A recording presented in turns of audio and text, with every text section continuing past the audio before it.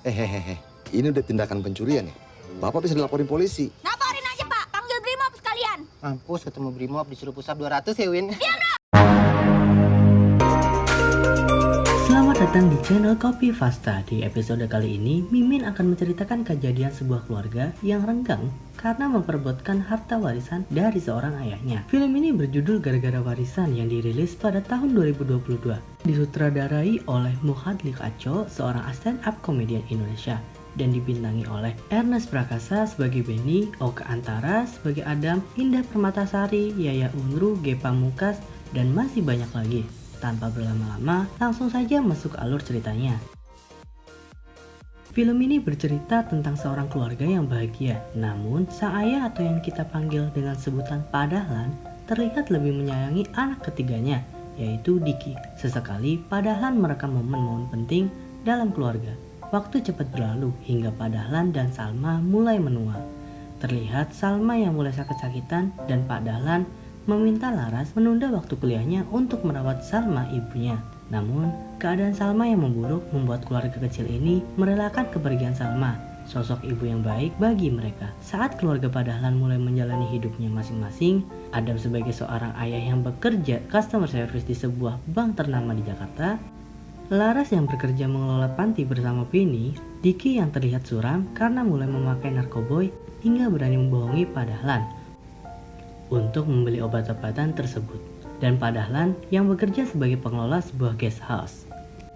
Terlihat masalah mulai muncul, dimulai Adam dengan ekonomi yang pas-pasan, namun istrinya yang terlihat sedang mengandung seorang bayi, anak keduanya. Laras yang mulai kesulitan mencari donatur pantinya, dan Pak Dahlan yang terjatuh saat bekerja. Keesokan harinya, Pak Dahlan berobat dan dokter mendiagnosa Pak Dahlan terkena kanker dan membutuhkan uang yang cukup banyak untuk bisa mengobatinya. Pada malam hari, Pak Dahlan mencoba menelpon putra-putrinya untuk berkumpul. Tepat keesokan harinya, saat semua anaknya berkumpul, Pak Dahlan menceritakan bahwa ia akan mewariskan usaha gesosnya kepada siapapun yang mau mengelola gesos miliknya. Tanpa disadari, ketiga anak Pak Dahlan menyanggupinya. Namun, gesos hanya bisa dikelola oleh salah satu orang putra-putrinya saja. Hingga akhirnya, Pak Dahlan memutuskan untuk membuat kompetisi pengelola terbaik gesos miliknya. Dengan cara memberikan kewenangan selama 2 hari sekali secara bergantian kepada ketiga anaknya. Dan pada akhir penilaian akan ditentukan oleh karyawan yang bekerja di gesos tersebut. Keesokan harinya, Pak Dahlan mulai mengenalkan anak-anaknya yang akan menjadi penerus Pak Dahlan di kemudian hari kepada karyawan gesos miliknya. Aku orangnya mauan, depan hayu, belakang hayu. Fleksibel, Mas. Di hari pertama, Adam merasa kesulitan karena ini merupakan pertama kalinya Adam menjadi bos dan apesnya berhadapan langsung dengan komplain dari seorang tamu. Namun, ia tak gentar. Hingga di hari berikutnya, ia mengajarkan kepada karyawan guest house bagaimana cara menyambut tamu dengan baik.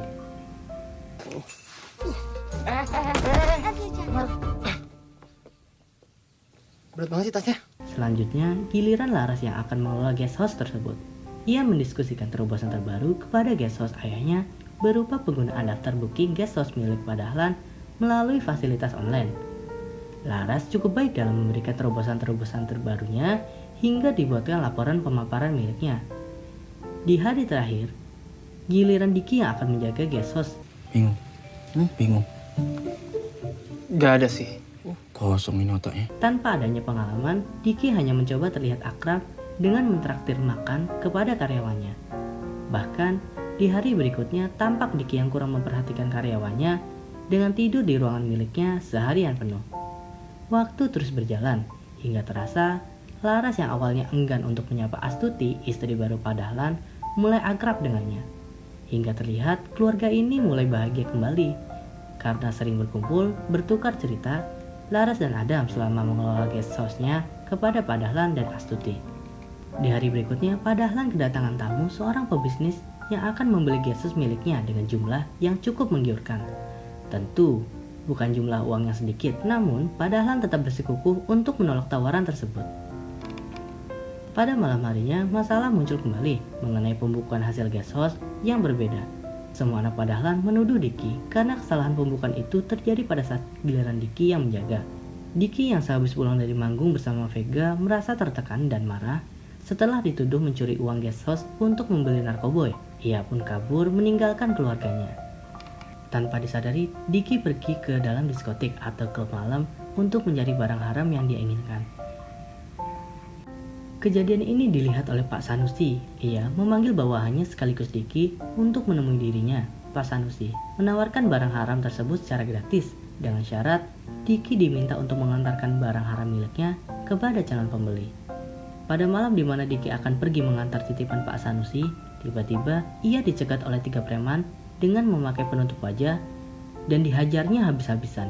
Pada keesokan harinya, Pak Dahlan menerima pesan video Diki saat memakai narkoboy. Dan ternyata yang mengirim pesan adalah Pak Sanusi. Ia memaksa Pak Dahlan untuk mengembalikan narkoboy miliknya yang dihilangkan oleh Diki atau memberikan guest house miliknya kepada Pak Sanusi. Pak Dahlan pun meminta Diki untuk pulang dan menjelaskan semuanya. Saat datang ke rumah, Diki menjelaskan semuanya dan menyesal merasa bersalah kepada ayahnya. Di hari berikutnya, Pak Dahlan meminta semua anaknya untuk datang dan meminta persetujuan memberikan guest house miliknya kepada Pak Sanusi akibat perbuatan Diki. Namun Adam dan Laras menolak karena merasa Pak Dahlan kurang adil kepada anak-anaknya. Ia lebih menyayangi Diki daripada Laras dan Adam.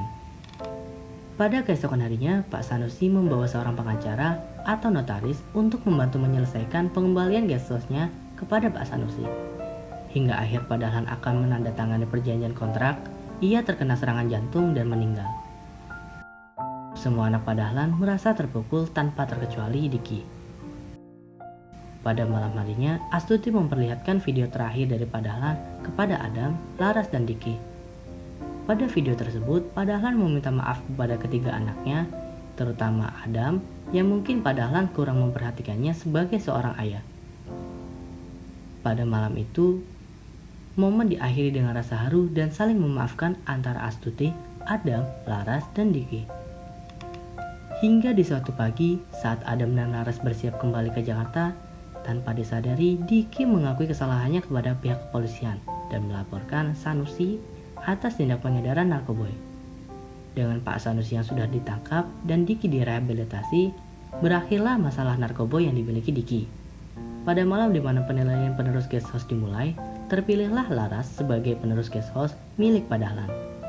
Namun, ternyata ia memberikan kepada Adam kakaknya karena Laras harus mengurus panti miliknya. Jika Laras mengelola guest house milik ayahnya, maka panti miliknya tidak ada yang merawatnya. Dengan kebaikan hati Adam dan keadaan panti Laras yang sedang krisis, Adam justru akan menjadikan guest house ayahnya sebagai donatur utama panti yang dikelola Laras. Dan berakhirlah sudah recap film yang berjudul Gara-Gara Warisan ini guys. Hikmah yang dapat dipetik dari film ini adalah narkoboy tidak dapat menyelesaikan masalah, namun hanya dapat menimbulkan masalah itu sendiri. Dan seperti lagunya Keluarga Cemara, harta yang paling berharga adalah keluarga. Saya Ingga mohon pamit, sampai jumpa di recap film berikutnya. See ya.